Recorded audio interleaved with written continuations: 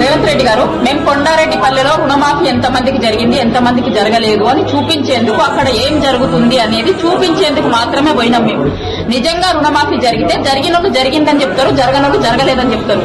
దానికోసం మీకు ఎందుకంటే అంత భయం? జర్నలిస్టులను ఆపాల్సినటువంటి అవసరం ఎందుకు వచ్చింది మీకు? మా మీద అటాక్ చేసిర్రు. అక్కడ మేము పోలీస్ స్టేషన్ పోయి కంప్లైంట్ ఇచ్చినాం. మధ్యలో ఫీడ్ కోసం ఆగి వస్తూ ఉంటే 2 బండ్లు మమ్మల్ని ఫాలో అయినాయి. మధ్యలో వెళ్ళండి పోలీస్ స్టేషన్ కి వచ్చి ఆగడం జరిగింది. ఇక్కడ పోలీస్ స్టేషన్ లో కూడా పోలీస్ స్టేషన్ లకి లోపలికి ఎంటర్ అవుతున్నప్పుడు చెయ్యి ఇట్లా నా మీదకి కొట్టడానికి వచ్చిండు.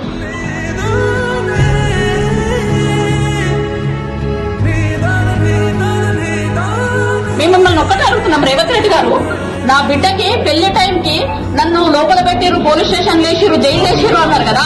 మీ బిడ్డ ఏజ్ ఉన్న పిల్లలమే కదా, మేమిద్దరం కూడా మీ బిడ్డ ఏజ్ ఉన్న ఆడబిడ్డలమే కదా. ఆడబిడ్డలకి ఇదా మీరు ఇచ్చేది? మీ ఇంటి ఆడబిడ్డకు ఒక రూలు, బయట ఆడబిడ్డలకు ఒక రూలా?